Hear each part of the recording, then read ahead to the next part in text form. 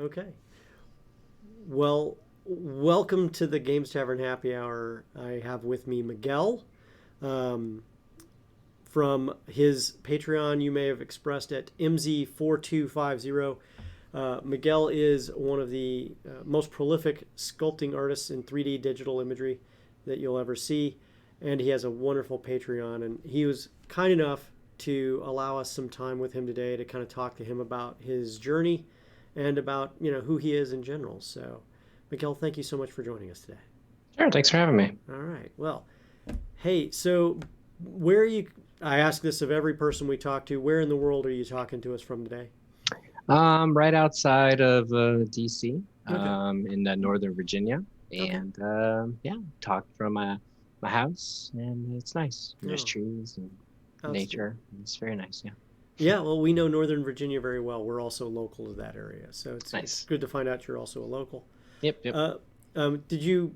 So I guess let's just start in and ask you about you and kind of keep it free form conversation. So, did you were you always living in this area of Northern Virginia, D.C. area, or where are you from originally?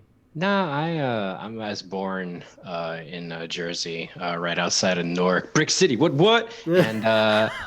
And yeah, no, I lived most of my life in Jersey, right up until mid 20s. Once I finished my master's, I moved to New Hampshire, and following that, down to Virginia when I got some jobs in DC. So yeah, Hmm. it's pretty much my area is just right on the East Coast. Yeah.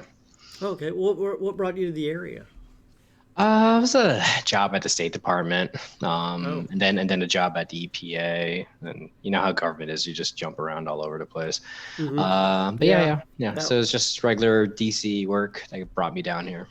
and the of course the hate for the DC area traffic. Yeah. Yeah, that's a whole other stream right there. Yeah.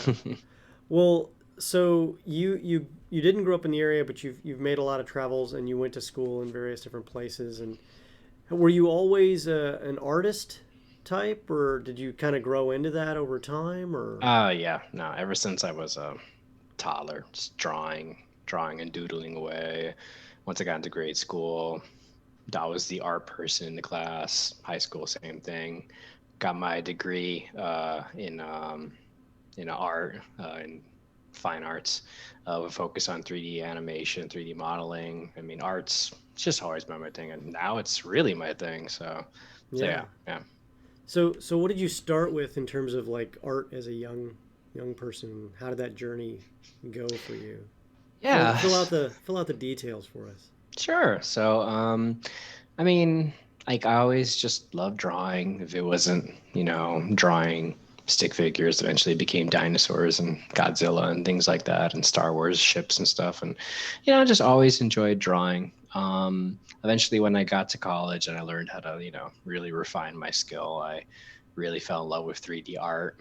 And I knew that I wanted to do something with 3D art, whether it be animation, film, video games, or something, as I started learning my skills. And yeah, I took, once I graduated from college, like I started working in the New York side of the 3D world, which is focused on a lot of uh, advertisements, the advertising business. Hmm. Did that for a little bit, but then it kind of like made me not want to be a part of it after a while, because that industry in the New York side, like they do amazing work, and it's like it's so detailed and so in depth, but it's for commercials that are on for like a week and then it's gone. So it's like all of those months of work and it's just forgotten and it's just recycled. Hmm. And it just felt very empty. So then I just decided, you know what? I'm in the service, might as well use it. So uh, got my master's in international relations, focused on a government career, focused on the army, things like that.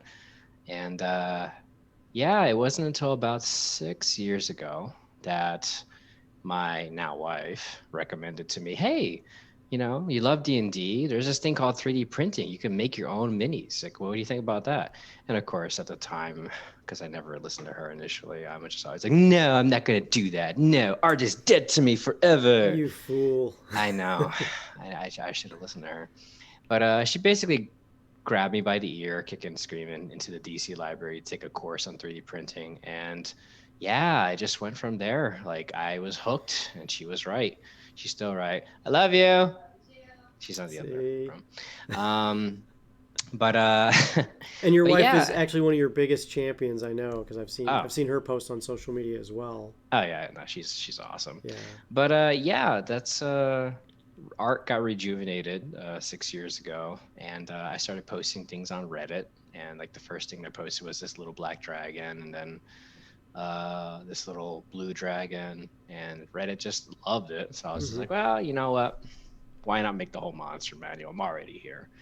So I did that, and then I Wow. kept doing that, and I kept making all the other D&D books. And about 12 books later, I'm like still going at it and loving it. So art has definitely evolved from just a little kid drawing dinosaurs to actually making three-dimensional things that can be printed and enjoyed by pretty much everybody. So it's kind of nice. That's outstanding and very exciting. You mentioned in passing you were in government and in the service.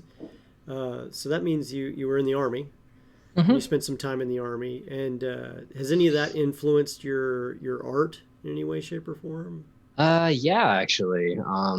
So 21 years of service. Almost all of it is reserve components. So it was Mhm. National Guard, it was reserves, and four MOSs from artillery to being a medic, infantry officer, civil affairs. Like, good lord.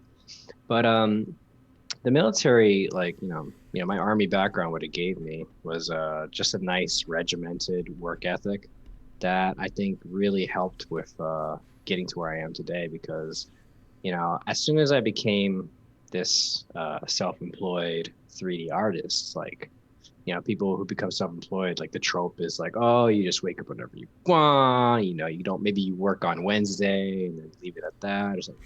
Like, no, that's not how I'm built. Like, I'm gonna Mhm. wake up. I wake up at 6. I'm gonna go work out. After I work out, make a quick meal, and then knock out 8, 10 hours of work. And then when you're done with the day, make sure you report to your CO what you did. But in this case, it's not my CEO, it's my patron. So I make sure at least a daily post on this is what I made today, so to make sure that your investment is actually worthwhile. And yeah, it's a very regimented mindset Mhm. and work ethic that has definitely helped make sure that my skill and my skill doesn't like go away, obviously, and I make sure Mhm. that I'm as prolific as I can be. Like it's ingrained in my head that like you need to show what you did today, buddy, because they're investing in you, and it's never going to go away, I think. Yeah, that sounds like the kind of thing that happens with an executive officer a lot too. So Oh yeah, I've been an XO many yeah, a time. I yeah. know what you're talking about. Oh yeah, oh yeah. Yeah. Well, I'm impressed that you grab the bull by the horns there with that. So you essentially transitioned from government work and reserve component army. You've since moved on, retired from the army reserves. You've moved forward to a full time job as a digital artist that is self supporting. Yep. And that's not something that you did all at once. You didn't just stop and say, boom, and start from scratch. You've been building this up over a while now. Oh yeah, yeah. If any artist who thinks that they could just jump into something and just be like, self-sustaining the next day is taking something, Mm-hmm. because this was a process that took years and years to develop. So about 6 years ago, like I said earlier, like was when it started, but I started building a name for myself online, through various aspects of social media, whether it be Twitter, Instagram, Reddit, obviously. And I built a name for myself, and I kept building on a fan base of just what I was doing. It wasn't my end goal to get to where I am today. But it sure as hell helped, Mm-hmm. because 2 years ago, when I found out about Patreon and I set it up, because of the 4 years of me just posting things online, sharing things for free, when I created a Patreon, there was a fan base already there that immediately was like, hey, let's support this guy. This guy's great. And, it wasn't immediately a self sustaining thing either. Like, it took a year of just doing what I'm doing now. for the Patreon to become a self-sustaining thing that I could actually consider leaving my government job. And that was obviously a really big decision to make, because it's like, oof, okay. First off, for those of you who don't know government work, it can be very predictable at times, sometimes a little soul-sucking, but it can be very predictable, very controlled, and it's really hard for you to get fired. So to sacrifice that level of security for something that you don't even know like what's going to happen like the next month, for all you know, next month the Patreon CEO is just like, you know what, I support selling children, let me tell you why. It's like, oh, everything, and it's gone, everything's done. Patreon's canceled at that point. Yeah, exactly, right. So it was a gamble, but I reached a point where the Patreon was actually capable of paying the bills. And I thought, you know what? Let's go for it. Let's do this. So I put in a 3-week resignation notice at my job. And it was a good job. I mean, like I worked at the EPA, by the way. It was a nice, just normal office job. Up in Maryland? No, in DC. Yeah, actually, it was like right outside DC, in the Crystal City area. Oh yeah. But yeah, no, it was. But I had a good job. I had a good boss. Everything was fine, and I left on a nice high standing. I'm pretty sure if this failed, I could probably get a job there again. It wouldn't be that hard. But yeah, I put in that notice. Halloween 2019 was my last day at work. I was dressed as Godzilla too, so that was kind of a nice way to remember my last day at work. Yeah, like the big T-Rex costume. They make a Godzilla version of that. So oh, really? I was walking around the office in a Godzilla costume. It was awesome. But but yeah, it's been now over a year doing the Patreon thing as my sole form of income. I'm not exactly buying any Rolls Royces anytime soon. No. But it's sustainable. It's fine. We're making do. It's a little nerve-wracking at times because it's like every month is always different. You never actually know how much you're gonna make until the 5th. And then it's either, okay, let's be careful this month, or hey, okay, we're fine. It's good. We can buy more top ramen. Yeah, I know. So it's a little nerve-wracking, but can you hold on 1 second here? Oh yeah, sure. Yeah. So moving forward, like you've been, so about how often are you cranking out new miniatures? Like I've seen you work where you've literally started that day and ended that day with a beautiful new piece. It seems like, for me, I mean, obviously not a massive dragon, but a single miniature for like either a character or a monster. I've seen some amazing stuff. Yeah. So I usually create Monday through Friday, about every day. I'd say at least 2, maybe 3 miniatures. My goal is to have at least 2 or 3 created, but if I can have at least one that's like a really nice piece, I'm satisfied with that too. The thing that helps with my workflow is the fact that the things that I'm focusing on creating, they're ultimately supposed to be about that big. And while I try to get details down to at least like lines in hair or like scales on skin, you don't have to get so detailed to the point where like you're trying to make like the irises and eyes and things like that, or sweat glands. And because you don't have to get to that level of detail, it can be a very refined process. So I'm usually able to pump out 2 or 3 minis a day. And now that we have resin printers, obviously the details still needs to be pretty respectable. But yeah, no, I've definitely refined my process and definitely know how to crank something out pretty quickly. So yeah, that's usually what my goal is, 2 or 3. Okay.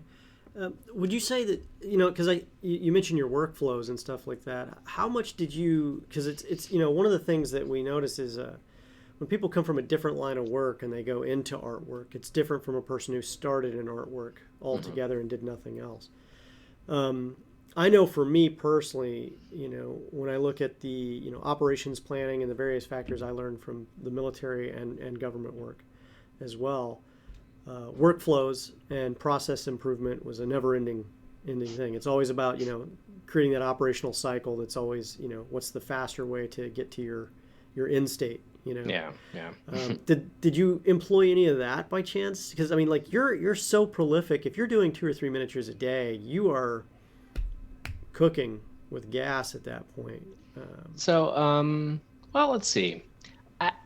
I definitely have like a means of getting to like an endpoint with every single miniature. I wouldn't say it's so far as like making like a 5-paragraph off order level of planning, but basically, what it comes down to is whenever I have a new project before me, it always starts with first, if it's, let's say it's a creature that actually there's artwork of it that exists. Mm-hmm. I would have the artwork in front of me and I would spend a good maybe 30 seconds, a minute, just analyzing like, okay, how would I go about doing this? How would it be 3D printed? Mm-hmm. And what level of detail do I need to make this? Because if a thing is like this big, a little bitty thing, then you don't need to get crazy on like fur and stuff. Mm-hmm. But if it's a large size creature, huge, gargantuan, if it's a big thing, you're going to have to crank out some details. So the first stage is always looking at it, analyzing it, seeing how I'd get there. And then following that is actually going about the workflow of modeling it. So getting the source images, the artwork needed to have next to it if I'm going to make something. If it's from scratch, then make sure that my notes are written down somewhere where it's like, this is what I wanted to do. And then the modeling portion comes next. Mm-hmm. And then once the modeling is actually done, then comes the other half of the work, which is actually making it 3D printable. So that means putting it into a slicing program, seeing where the supports might be a problem, going back, refining, seeing if like things are even showing up. Sometimes things are so small that like fingers won't even show up, and it's like, oh, okay, I got to make the fingers fatter, et cetera. It's all about chunkiness on the model, it seems like. Yeah, I like the idea that like every single miniature I make has these really nice thick gloves, Mm-hmm. But then it's the other very important portion of my work, which is the actual social media aspect of this. If anybody wants to be a successful artist online, you need to have a social media presence. So you post things on, when you're done, post it on Twitter, post it on Instagram, post it on Reddit, post it everywhere. Mm-hmm. And it's a process, and I've pretty much been at it for quite some time. And the thing is that what's important about why I got to this point was because before I made the leap to become self-employed this way, I was doing this daily as a government employee. When I got home from work, I'd crack open some wine, and I'd model for 2-3 hours because it was just what I did when I wanted to relax. Put some music on in the background, maybe watch a stream of like some Ack Inc thing or something, mm-hmm. And I would just enjoy it because this is what I really love doing.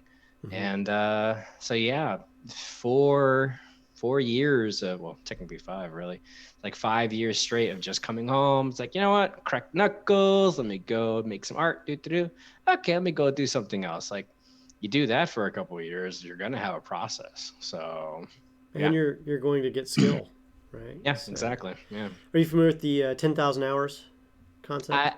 I've definitely surpassed the 10,000 hours thing at this point.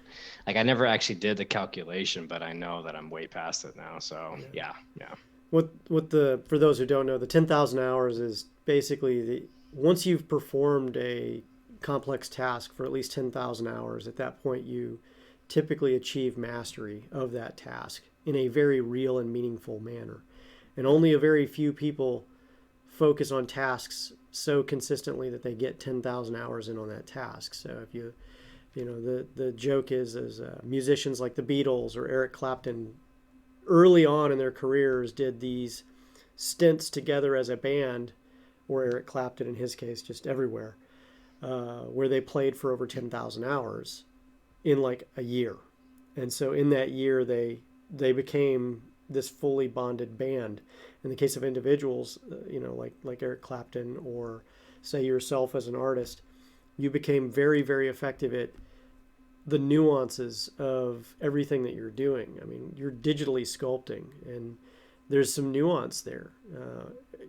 There's also some efficiencies there that you also learned over time. And you probably made more than a few mistakes in that first 10,000 hours as well, and learned how not to make them, for the most part, consistently as well, or recover from them. That's one of the benefits of digital sculpting. You can hit the undo button more than a few times too. So Yeah. So I actually took out a calculator while you were explaining. oh, And, you did. yeah, it looks like I'm actually pretty low. I'm at 3,360. So not quite there yet. Still got Yeah, a ways to go. you still haven't done something truly spectacular yet. Yeah. Nah, that's nonsense. I'm pretty sure I'm there, but whatever. Yeah. But because it's not every day I did 2 hours. Some hours, some days I did more and stuff. Yeah, yeah. Oh wait, a year of me doing it for 8 hours a day. Whatever. Anyway, the point is, I think you're there. You're there. We're probably there. Yeah. So when you fell into this and you became this full-time artist, did you have any panic points? Like, I wouldn't say panic points, but definitely just like getting nervous. It's usually every month around the 4th through the. No, wait, that's not right. when the Usually, Patreon hits? yeah. Usually, like the first 5 days of the month are usually the most like nerve-wracking because, so everybody's Patreon does this, where it grows, but then the first of the month hits, and then you take a little bit of a dive, because most people who sign on to Patreon, they want to support an artist, they want to make sure this person is successful, but there are people who look at it as like a tipping function where it's like they just want to support this artist just for this month to thank them for what they did, and then they move on. It's totally fine. But the dive that you get at the first of the month is usually from the people who just wanted to just do it for that month and move on to the next artist they want to support. So those first 5 days are very stressful because you see a dive and you're like, what's going on? Did I mess up? Did I piss off a lot of people? But then about 10 days into the month, it starts to level off and starts growing again. What I've done, I started this about maybe 9 months ago, is just don't look at it for the first 10 days of the month. Just don't look. Post, but do this when you post things. And usually by the middle of the month, you check your numbers and you're fine. It's fine. It's, maybe it's not as a huge amount that you'd want, but it's okay. So that's probably like the most nerve-wracking part, is just the monthly first 10 days of the month where you're just like, don't look. Okay, we're good. So, yeah. Well, I mean, and your Patreon is MZ4250. So anyone who's checking out his Patreon, you can go to MZ4250. Definitely check him out, because can you go ahead and toot your own horn a little bit. Tell people what they get on your Patreon. It's okay. Okay, sure. Yeah. So while all of my work is free for everybody to enjoy, it's always been that way for 6 years. People who want to support my Patreon, what you get is you get the convenience of having a Google Drive link that has all 2,400 of my models in one place, which is nice. So you get access to my personal Google Drive, so you can basically have everything in one place. All the pre-supported files are there, which I can't post everywhere online because I've been doing this for so long. So you get them all in one spot too. The higher tier patrons, you get access to a separate commercial ready drive. So if you want to sell some of my stuff, you're welcome to. Caveat, you can't sell all of my stuff. There's about 1,000 models that are based off of the intellectual property of other entities that you can't sell. Like, I share them for free specifically for that reason. But there are still about 1,400 models that nobody owns. Like, nobody owns vampires, nobody owns goblins, nobody owns dragons. So those models are safe. And if you want to make an extra buck, you can do that too. There's also a Discord. There's a request board. I host contests, and it's just a nice way of supporting an artist. So that's my Patreon. Yay. So there you go. That's me. Well, that's awesome, man. That's awesome. Over 2,400 models, if I counted that up right. That's a prolific catalog of minis. Yeah. I know I'm definitely going to check it out after the show today. Thanks. And we're just we're not as institutionally set as you are, and we just started our Patreon this year as well, and we're just still trying to figure out things. So I think some good advice on not looking at it for the first 10 days of every month is probably worth it. Yeah, What about you post literally every day new stuff, and you're also on Twitch at MZ4250 as well. yeah. So people who want to watch you actually work Hmm. when you're broadcasting, they can do that. Yep. And that's actually how we came across you in the first place, besides your Cool. social media. And we spend time occasionally saying hi in chats and stuff too. But it's amazing watching you work. Can you share a little bit with us? The programs or the method. I mean, like, are you using like a touch panel, or how are you just using a mouse click and going through there, or what Yeah, are you yeah. doing? So when it comes to the tools, I just use a mouse Mm-hmm. and I use my keyboard, and that's about it. Mm-hmm. There are touchpad methods of doing what I do. Um, I've just been so used to doing it with a mouse and keyboard that doing it with a touchpad with a drawing pad, like, it wouldn't really add anything at this point. So I just do it with that. The programs that I use Blender for my 3D modeling. Mm-hmm. Blender is a free modeling program, and I think 2.9 is the latest version right now. I still use 2.79 only just because I'm used to it, and the modeling that I do can be done with like Maya 0.1, so you don't need anything really like complicated to do what I do. When it comes to slicing, which is the program you use to prepare a print file for printing, Mm-hmm. I use Prusa Slicer. Really, really solid program. Excellent automated support function inside that one. There's still some tweaking that I did about for my own personal use, but it's pretty good. Um, Windows 3D Builder. You use Another that? free Wow. program. Yeah. I use Windows 3D Builder to inspect an STL file before I prep it for printing. It does a very good job of just Mm-hmm. correcting any errors, because when you export an STL file from Blender, sometimes these little errors are just created that you can't spot. Like, it's impossible for the human eye to see them, but apparently they're there. So Windows Builder fixes that. That's about it. Yeah, those are the three major programs that I use to do my workflow. And yeah, they're all free and they're Oh, great. okay. So it's nice. And you went to a 3D art degree program. Where did you go for that? Just out of curiosity. Like, Yeah, I who's the program of choice? well, I went to William Patterson University in Jersey Mm-hmm. to get my degree in art. If you were to do this professionally, you would need to learn how to use Maya if you wanted to like actually have something on your resume, because that's what I learned. Although 3D Studio Max is also a really good thing to have on your resume. Hmm. So that's what if you wanted to actually like get a job in the industry somewhere. Oh You would wow. also need to learn a program called ZBrush, which ZBrush. is really, Yeah. really good for just getting textures down and stuff. Mm-hmm. Blender can do everything that ZBrush and Maya can do, which is why I really enjoy using it. But yeah, those are the two programs that you need to learn if you want to like actually have a resume to show off to Pixar or whoever.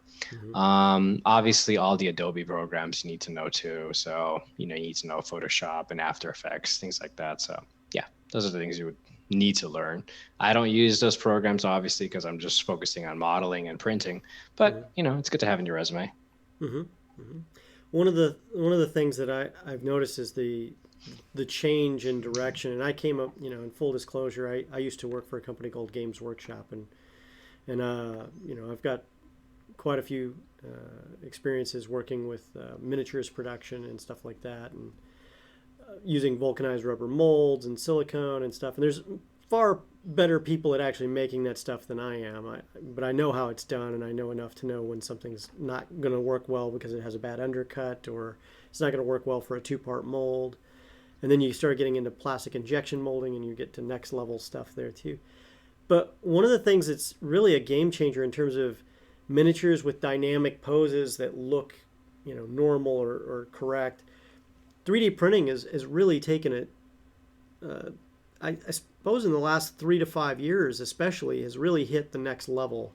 That Hmm. at this point now it's putting traditional miniatures production methodologies at risk, right? Per se, like you don't need unless you're mass producing thousands upon thousands of miniatures for a segment, and for believe me, up until 5 years ago, even 4 years ago, I was saying there's no way.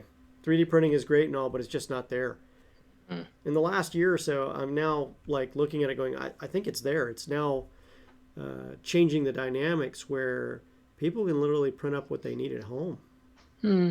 So I would say a little bit of yes and no to what you just Mm-hmm. said, because uh, while it's true that the resin printers, for instance, DLP printers, like the a level of detail and quality that they can create is really fantastic. But I don't think that the pre-made, pre-printed stuff that can be pumped out by miniature design, miniature creation companies is going to go away anytime soon because with 3D printing your own thing, the level of work that's involved is you have to find the model, then you have to print it, which involves making supports if it's pre-supported, making sure it's running properly in your slicing program, then printing it, which could take 2 hours, it could take 4 hours, it could take 30 hours if it's this massive print.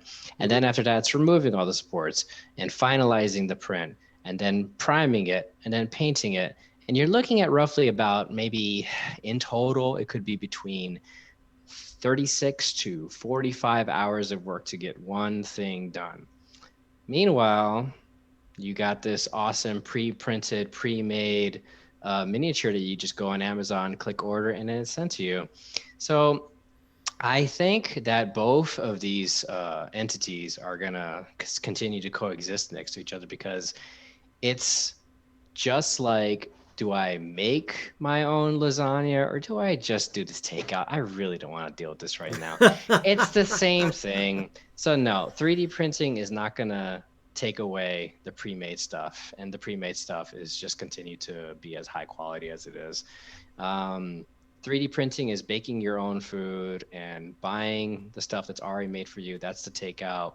It's never going to go away. So I Mm-hmm. don't think that there's going to be any major existential crisis when it comes to what Gamers Workshop or WizKids or whatever it creates. They're going to still be as profitable as they always will be because it is a lot of work to get one thing done Mm-hmm. and one mini done. So yeah, nah, I think they're both going to be fine. Okay. Okay. Yeah, I find that to be interesting because I think that the other side of that is that once it starts running and printing, especially if they're doing like orcs, and they need several of them, right? Mhm. It's running in the background. When you look at the time versus also the speed at which people are making these purchases of miniatures within their budget and time constraints as well, there's a time flow of when products are released versus when people are set up to buy that product and so on. I don't disagree with you. I think you make a very good case about there is a lot more extra time in there and labor, and then you have to buy the printer in the first place, which is often an obstacle and barrier to entry for a lot of people in and of Yeah. itself. So Yeah. you definitely made some great points on there, but I definitely see some chipping away of the industry Hmm. from what we saw before. Well, it's definitely transformed from now in comparison to 4 years ago. So Hmm. I think we should just reevaluate in 4 years and then go from there. Yeah, definitely, Yeah, definitely. yeah. What about have any of these sculpting companies approached you to try to like get you to come to work for them? No, no, no. I've never been really like approached by like any major entity for any like significant projects. Actually, wait, no, that's not true. There were a handful. Um, but in the end, the it would have just taken away from the like level of creative freedom that I have right now. So I usually never like just went for anything serious. And then I get requested commissions like almost all the time, but I don't have the time. I really don't. I've a set workflow and a set amount of things that I want to get done. And I know that if I were to try to work for something professionally or start doing commission work, like I would not be creating the amount of things I'm creating right now. So I am. Absolutely, absolutely. What's your current uh, most exciting projects that you're thrilled to discuss with us today? Actually, I just finished it. I need to send some pics to you, but Yeah. I just updated all of my dragons from 5 years ago. So all of the chromatic dragons and Mm-hmm. metallic dragons from D&D, along with Tiamat and Bahamut, I just updated them, and that was about 2 months of work, and oof, it was a doozy because when I started making these, I decided, you know what? one one pose of a dragon might not work for somebody else's concept of what they want. So what I did was with every single dragon, I made multiple ages and multiple poses that could be swapped around depending on what somebody liked. So there was always a pose of the dragon on all fours, kind of like a predatory, like a prowling Crouch. cat, like a Yeah. crouch, like about to like pounce on something. I made a pose where it's just glorious. The wings are out. It's just like I am a dragon. Look at me. And then a middle pose where it's like maybe on hind legs and it's like attacking, maybe like taking a swipe at something. And then I made a wormling pose. Well, the wormlings looked like actual baby dragons, so they that you can't swap those. But all the wormlings look like puppies, like really happy dogs. So they all had either like a play bow pose, or like just had their tongue out and just looking curious, or maybe like napping.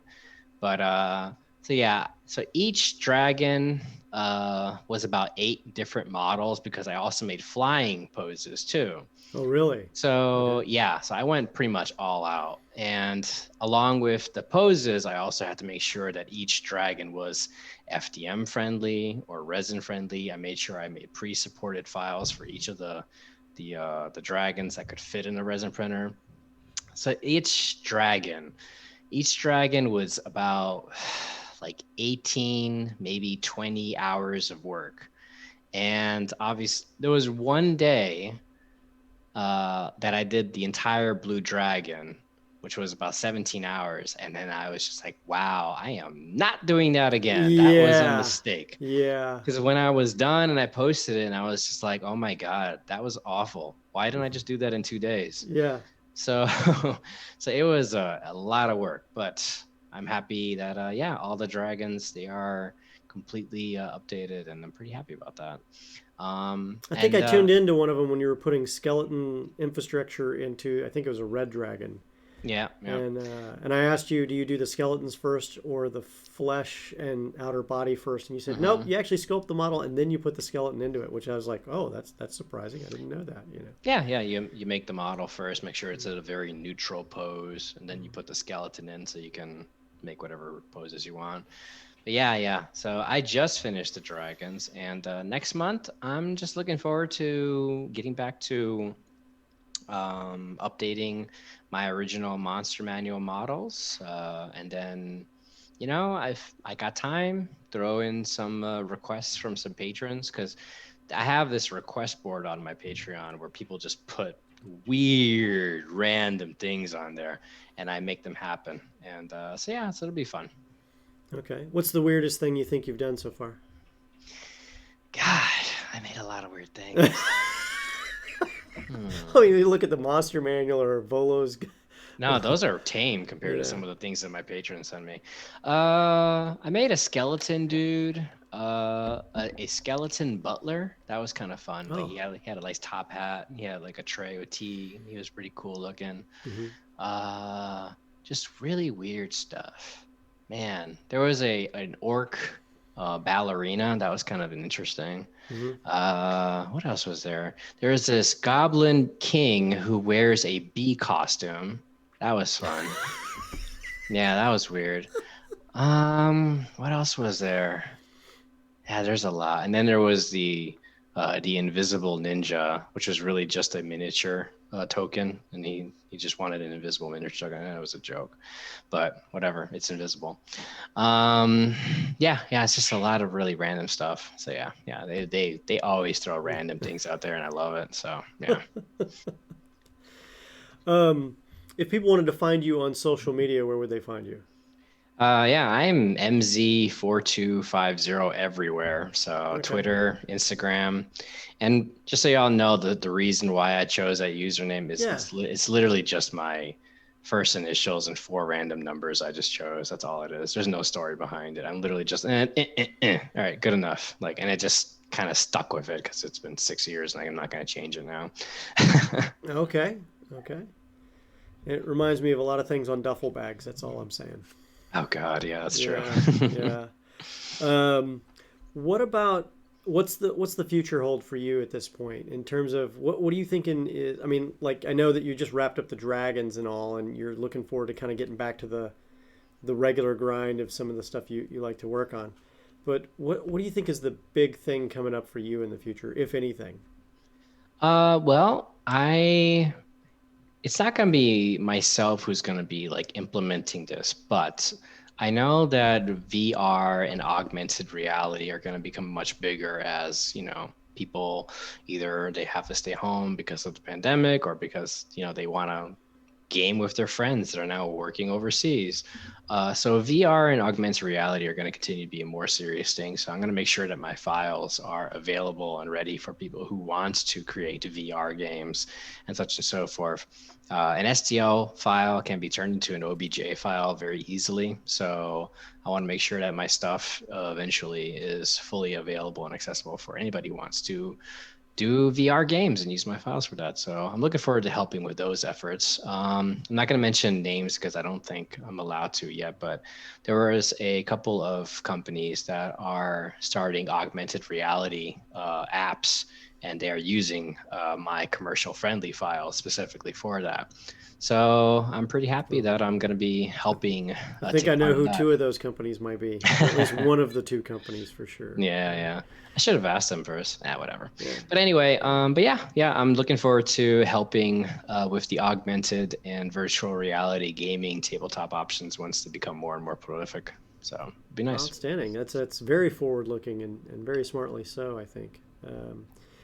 Well, Miguel, thank you so much for spending some time with us today. Is there anything else you want to tell everybody, or is there like any funny stories or anything else you want to tell? Anything, Hmm. anything at all? There's nothing PG I could tell. Yeah. Well, That's funny. luckily we are not Uh, considered a child's show. It's called the Games nah. Tavern Happy Hour. Yeah, nice. Yeah, but that Nah, hey, we don't need to get into anything too yeah. too graphic. Nah. I can't Yeah. think of anything off the top of my head. All Any right. funny anecdotes? I'm just I'm enjoying my work. I'm happy that's it's stable at least, and I'm just gonna keep doing what I'm doing. My stuff will always be free no matter what. But if people want to support an artist, that's what the Patreon's for. So we'll see. All right, and you can check their Patreon out at MZ4250. This is Miguel. He's amazing, over 2,400 models and counting. And And I just want to yeah, say, none of it could have been done if it wasn't for my amazing, perfect, and beautiful wife in every way. She is in the other room. She has her headphones on. She can't hear me. that's But, okay because but when we come back, she'll be watching this sometime live on the Games Tavern Happy Hour next yeah, week. Or yeah, actually 2 weeks from now. It'll be 2 weeks from now. yeah. So No, but seriously, jokes aside, like if it weren't for my wife, like this would have never happened. So yeah, awesome. I can tell you from seeing you guys both in social media, she's like a champion for you and a great one at that. And obviously, she's the one who encouraged you to come back to 3D printing. So we thank Yeah, her too. yeah, All yeah. right. Well, Miguel, we'll see you online, and we'll come back in just a few minutes. Thanks a lot, everybody.